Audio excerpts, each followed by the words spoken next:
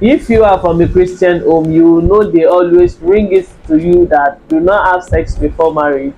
But the truth is, a lot of us still go ahead to do it, hiding it somehow, and then looking forward to when you get married so you can have it non-stop.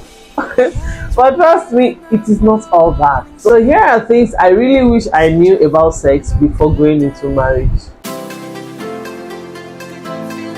Hey people, welcome back to the channel. How are you guys doing today? I'm so excited to have you here. I am Ijeoma. If this is your first time on this channel, please subscribe to the channel if you have not, and also like the video, share with people that you feel will also love the video, and let's just dive into this. Okay, when I went into marriage, I am from a family that told me do not have sex. If you have sex, you're going to get pregnant. And then I felt, let me even get married and have this sex non-stop.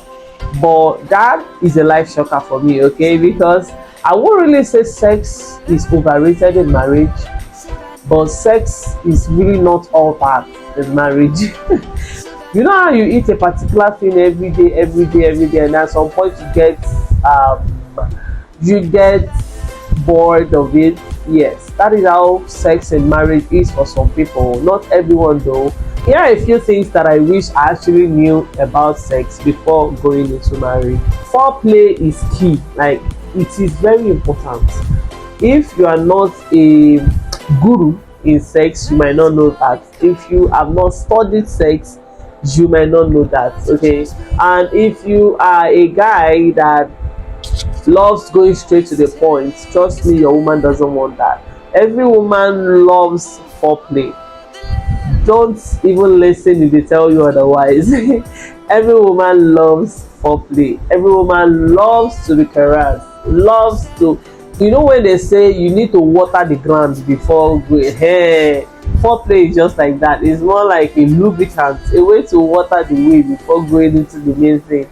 So most times foreplay is key, is very, very important. Foreplay also doesn't unnecessarily mean the kissing, the cuddling, the caressing, the fondling. No, foreplay does not necessarily mean that.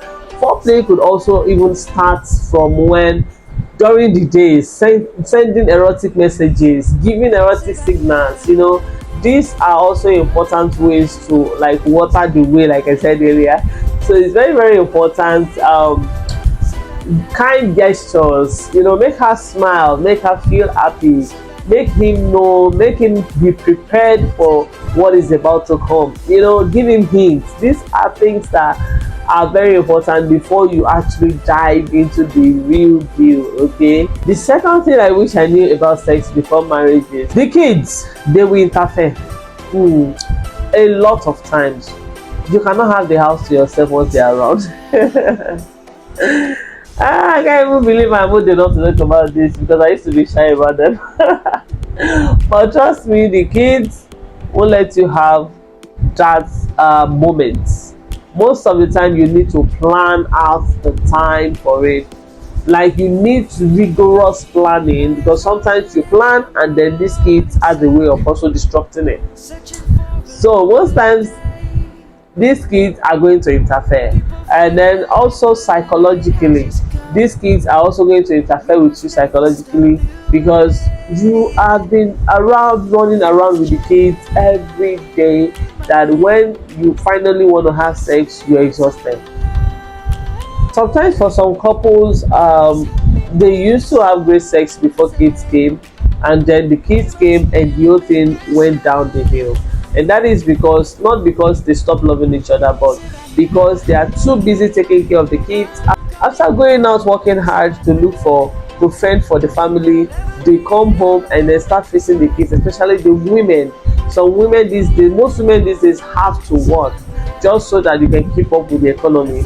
But sometimes when they go out, come in, and then they have to take care of the kids, you can't really compare it with when you don't have kids. When you don't have kids, you can just jump on it at any time. But now that the kids are here, they are also very important factor that you need to consider before even thinking of going down that lane, because when you don't plan this well, they will always interrupt you. So in connection with the other point I mentioned, the next point will be that you won't always be in the mood. Even the guys sometimes are not always in the mood, not to talk of we the women that has gone through all that during the day. So you won't always be in the mood, and that is perfectly fine. Okay, that is totally fine. Like when you guys are both tired, it is not compulsory that you have sex that day. You just let it, just keep it. Okay, sex doesn't even have to be an everyday thing. When you body is not firewood, my dear. You don't, your body is not khaki. Okay. So sex should come once in a while, not an everyday thing, just so that your body is able to recuperate. Okay, sex, sometimes you won't be in the mood, and it is totally fine. Days when you're not in the mood, let your partner know, babe, I'm not in the mood, and I hope you understand. And days when you feel, oh, it seems this not being in the mood has lasted for so long, you just let him do his thing. Okay, you don't necessarily do so much work, just let him freestyle. Okay, so that is a way to keep sex alive in marriage. Okay, the next thing I wish I knew about sex before going into marriage is that at some point it becomes a chore, it becomes a duty, it becomes work. Because when you are not in the mood and you still feel the need to satisfy your partner, then it is a chore. Okay, so that is just how I feel about it. When you're not in the mood and you feel like, let me just give this guy what he wants, it becomes a chore. Even for women that are trying to conceive, sometimes you need to have sex when you are totally not interested, but because of the fact that you need to do this for you to get what you want, you just do it. Okay, so sex becomes a chore at some point in marriage. Like I said earlier, sex is not all that. Okay, but sex is also is great. It's great. It's a great tool in marriage, but trust me, it is not all that. Okay. Ladies, I hope you will crucify me for this next one, because most of us are fond of lying like a log when the action is going on. Stop it. Okay. Stop it. Okay, you as a woman, as a lady, you need to participate. Don't just lie there and let him do all the job. Move small, try. Okay, the fact that you move or you show that you are skilled in this area does not necessarily make you wayward. At least you are dealing with your partner, so try to participate in it. Okay, don't just lie like a log, harass him, make some sound, just little contribution, it goes a long way. It makes the man know that, okay, you're enjoying this thing, and when he hits the right spot, give him signs, let him know, yeah, you're doing good, guy, you're doing good. So participate. Okay, participate, don't let him do the work alone. It's becomes tiring at some point. Next thing I wish I knew about sex in marriage is that there are no timetable for sex. Okay, there are no timetable. You that feel we'll have sex on Monday, we'll have sex on Tuesday, on Wednesday we'll have sex, na lie. Sex does not have timetable in marriage. It can happen anytime, anywhere, anyhow, in your house. Some people have sex outside, in the play, on the play, in the restroom outside, in their car. Yes, some people have sex there. Oh, let's bring it home. Okay, let's bring it home. No timetable to sex. Sex can happen anytime.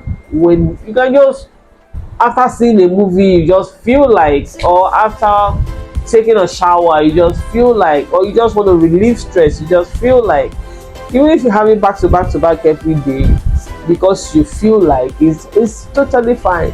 And sometimes you go a whole week without sex, it's fine. Okay, so no written timetable for it.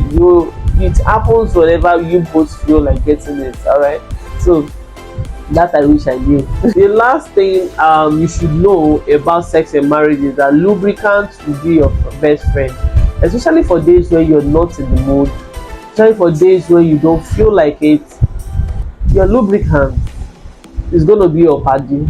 So invest in a very, very healthy one that is also very suitable for your body type. Okay, because it makes the job get done easily. Okay, guys, I'm going to be ending this here. I really appreciate you watching up until this point. I'm going to be leaving related videos like this in the description box, so please check them out. Okay, I'll be seeing you in my next video. Stay blessed and stay wonderful. Bye bye.